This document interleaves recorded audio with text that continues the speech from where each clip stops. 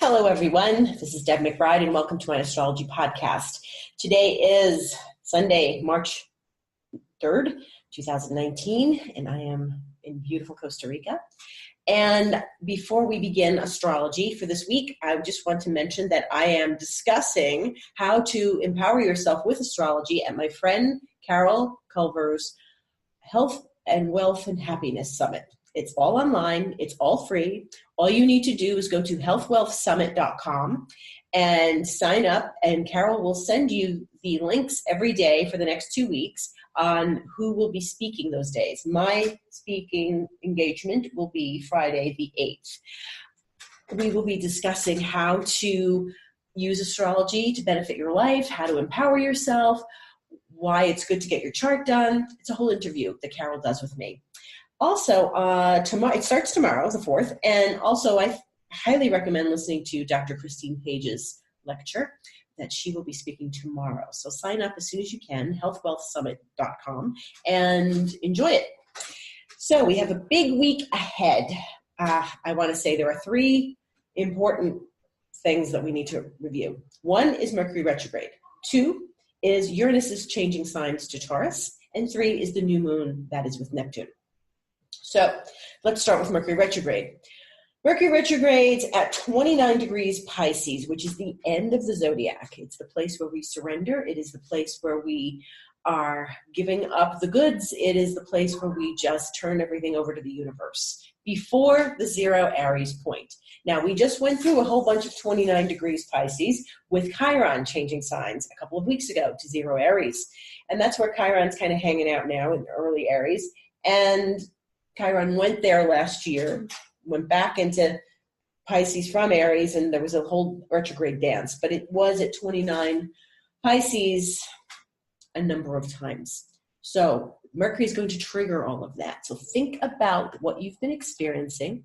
Think about what you felt in these last couple of weeks. Just 2 weeks ago, there was this big transition of Chiron changing signs to Aries finally for the next 8 years. And so when we are dealing with a review of that, we have Mercury here. And so it's a mental note about what happened and what it meant to us and the information we may have gotten at 29 Pisces with Chiron. And it's a place of review and reconnecting and re-meditating over something that we might have before. Because remember, Pisces is where we go to heal, wherever that may be. It may be the hospital, it may be the ashram, it may be the backyard, it may be the beach, it may be prison. Pisces rules institutions, so hospitals, prisons.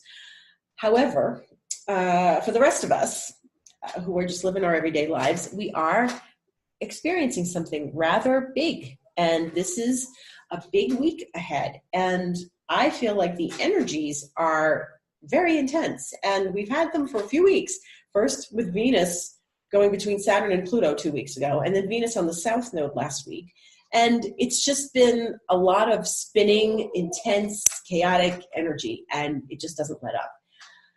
And I have found that it's just been one thing after another in these last few weeks. So I just advise you to stay grounded and meditate. Do what you need to do to stay connected to your own spirit and the spirit of the universe. 29 Pisces for Mercury is a really great place to do that. And Mercury will be in Pisces until April 17th before it goes into Aries. So it will be retrograde until the 28th of March, which is a long retrograde for Mercury. It's usually 20 or 21 days, and this is 23 days. So just keep going. Just keep going and take the time. Very important with Mercury retrograde in Pisces. Take the time to connect with something deep and profound that's happening in your life, because I guarantee it is. I guarantee it is. Everybody is going through something right now because we are at the end of cycles. We just ended Chiron. We're ending Uranus on Wednesday, and Mercury is refraining from going all the way. Mercury's telling us we have to pause and listen. And that's what Mercury does. It listens, it speaks. It's the mind, it's the intellect, but it's also our capacity to hear and to listen. So because Mercury is talking to us in intuitive ways, signs, signals, intuition, anything that is not really typically spoken words. We may hear inspiration. We may see signs and symbols. Connect with it. It's telling you something about your life. It's very important right now because we're shifting. So much is shifting. So on Wednesday, Uranus enters Taurus at 3:35 a.m. Eastern time. And so most of us will wake up in the morning and Uranus will be in Taurus. So we go to bed on Tuesday night, Uranus is in Aries. We wake up Wednesday morning, Uranus is in Taurus. Now, we've been here before. We were here last May when Uranus entered Taurus mid-May of 2018. And any taste of that entry into that sign was only a few months before it went retrograde and left and finished up its business in Aries. Now, whatever business you've had while it's been going through Aries started a little bit in 2010, really went in 2011, and has been there ever since. 8 years of this, similar to Chiron, but not exactly. It's really important that you remember what it's been like and what Uranus has done for you as it's been in Aries. What surprises did you have? What things turned upside down in your life? What chaos brought you surprises and good things? Where were you going until Uranus intervened? Uranus probably stirred the pot somewhere and got you to do something different than the path that you already were on. So let's visit this. Let's look at this. And again, here we are. You know, these planets do not operate alone. Just because Uranus is going into Taurus and we're saying goodbye to Aries doesn't mean that Mercury leaving, being in retrograde at 29 Pisces doesn't have anything to do with that, because Mercury is making us go within and listen to ourselves and look at the signs and wow, what's happened? So I know for me, I've seen things that came forward that reminded me of, the whole Uranus and Aries trip and what that was about for me. And I invite you to do the same. If you have not gotten a signal from the universe about what that was, then you need to kind of take that Mercury retrograde and go within. Sit with your candle, sit in the garden, sit in the ashram, sit in your bathtub, go to the sauna. Nice. That's a steamy thing. Pisces is water. Do that. Do something that's going to bring you back into that and help you to remember, because Uranus has been someplace for you in your chart for the last 8, almost 9 years. And we're looking at moving forward now into Taurus, which is a place of stability, a very secure, earthy sign. And what does that mean for us? Well, Uranus is not a stable, earthy planet. Uranus is electricity. Uranus is powerful energies needing to be addressed. Uranus brings surprises and a little chaos. But remember, it's never without purpose. Uranus is going to come into Taurus on Wednesday and be there for the next 8 years or so. And it's going to give us another surprise in places that we didn't expect. Sure, you might look at that in your chart, if you know your chart, and say, oh, I have an idea. And Uranus says, no, you don't. Because I've said many times before that we can sit here and make lists of what Uranus and Taurus will be like for each and every one of us.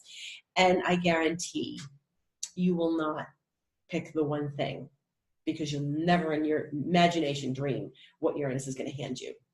And for me, I got handed Costa Rica when Uranus was in Aries, and that was the last thing I expected. So there you go. And we have to pay attention. We have to pay attention, because Uranus is going to, kick that bull around. And you know what happens when a bull bucks its horns and starts to snort and get agitated. Well, you can expect a whole bunch of that with Uranus going through its sign. So pay attention, listen. And, again, the energies this week are weird. It feels weird these last few days. It felt weird last week, the week before. Take care of yourself. Don't mind, just don't mind sleeping a little later. Don't mind watching TV a little more. Don't mind just be with yourself more and just allow it to happen. This isn't like, hey, let's get up and like get the ball rolling. It's just, we're moving the ball. Don't worry. We're moving the ball. The ball is rolling.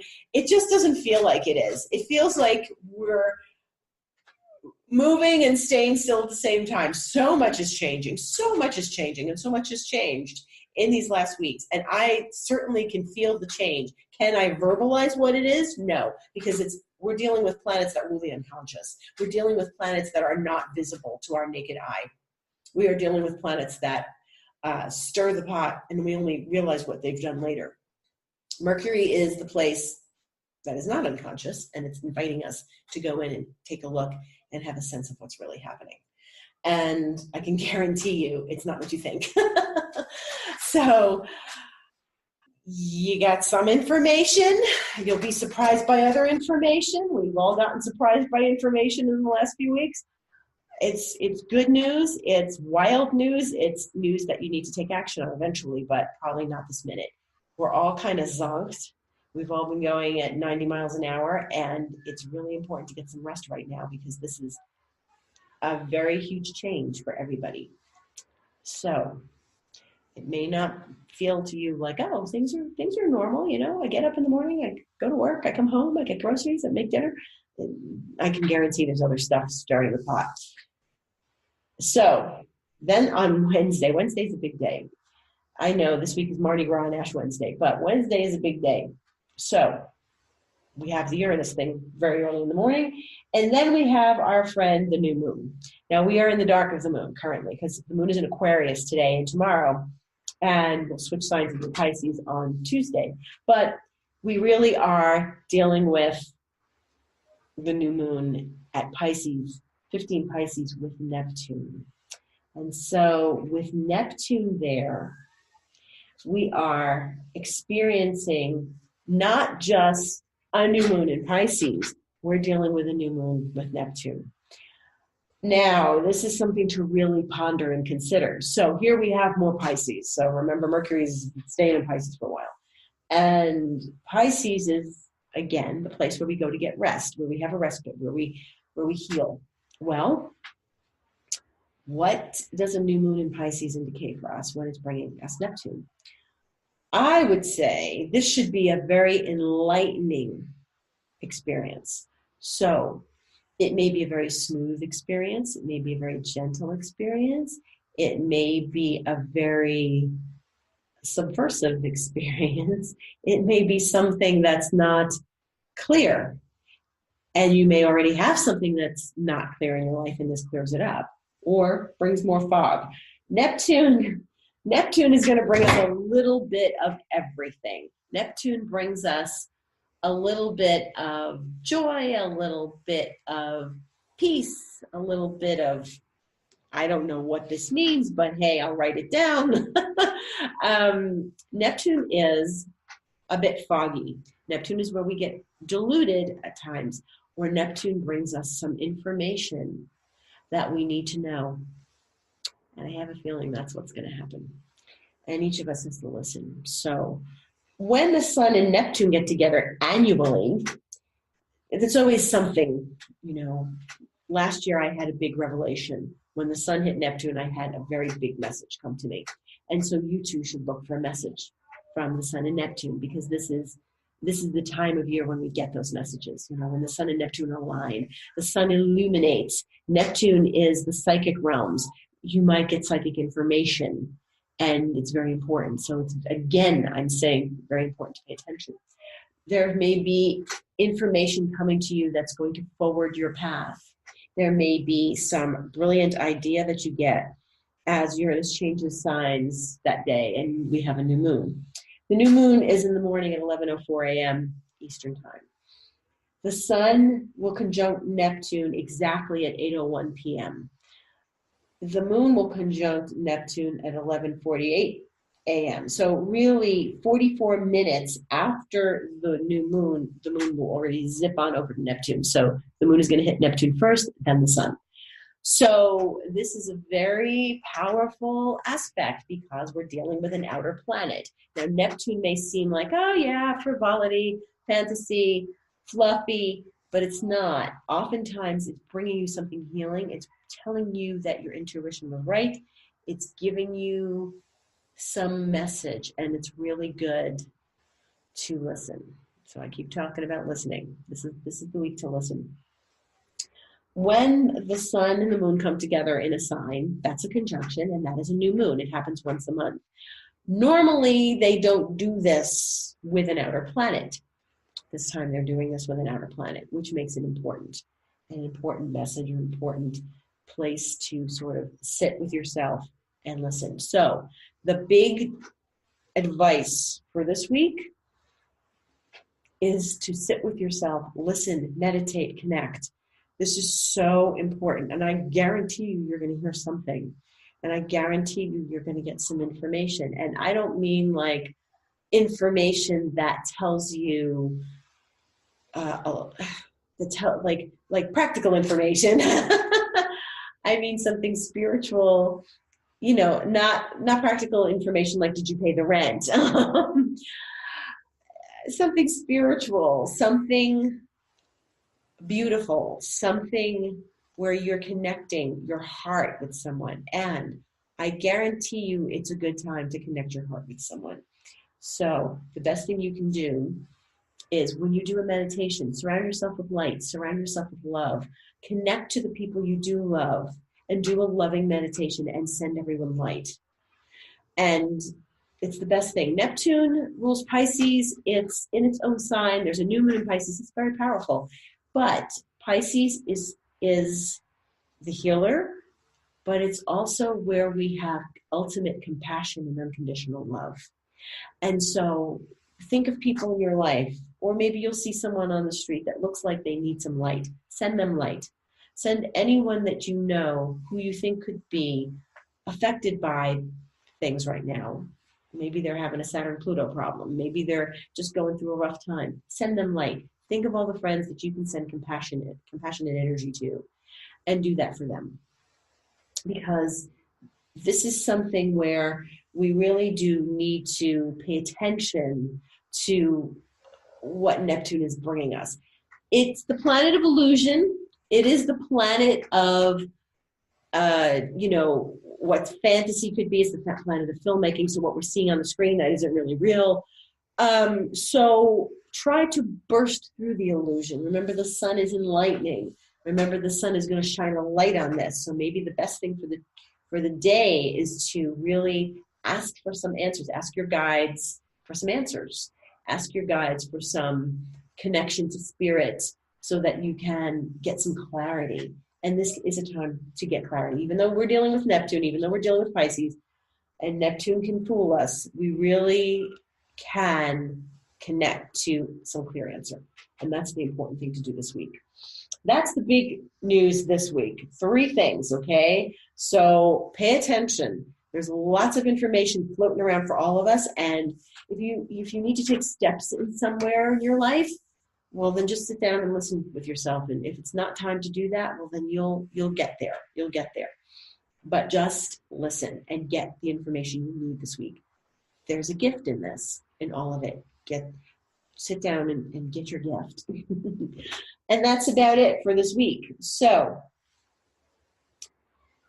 it is the 3rd of March. This week we have the moon going through Aquarius. We have it going through Pisces until Thursday afternoon when it goes into Aries. So it goes into Aries 3:27 p.m. on Thursday Eastern time. It will only be void for about an hour and a half. Around 2 o'clock, it'll go void in Pisces. So that hour and a half is a good time to keep using that Pisces energy. And then it will stay in Aries on Friday. It will stay in Aries on Saturday, but be void at 12:14 p.m. and void the rest of the day. So if you're living in the East Coast, if you're living in the U.S., you've got a long, long, long void moon on Saturday. Go have fun. Go have fun. Do something fun. Watch movies. Go to the movies. See friends. Do something social. Don't even worry about trying to get something done. And then on Sunday, the 10th, 3:10 a.m. Eastern time, the moon goes into Taurus. So that's when it's gonna first meet Uranus at 3:31 a.m. So that moon is gonna meet Uranus for the first time. That since Uranus is in Taurus for good, so that's a Uranian moment. But you don't have to worry about that just yet. Just get through this week. think about what's important, do your meditation, ask for guidance, connect within, and you'll be good. I'm Deb McBride. Tune into the Health Wealth Summit at healthwealthsummit.com. My website is debmcbride.com. I'm on Instagram and Twitter at Deb Astrology. And I wish you a lovely week.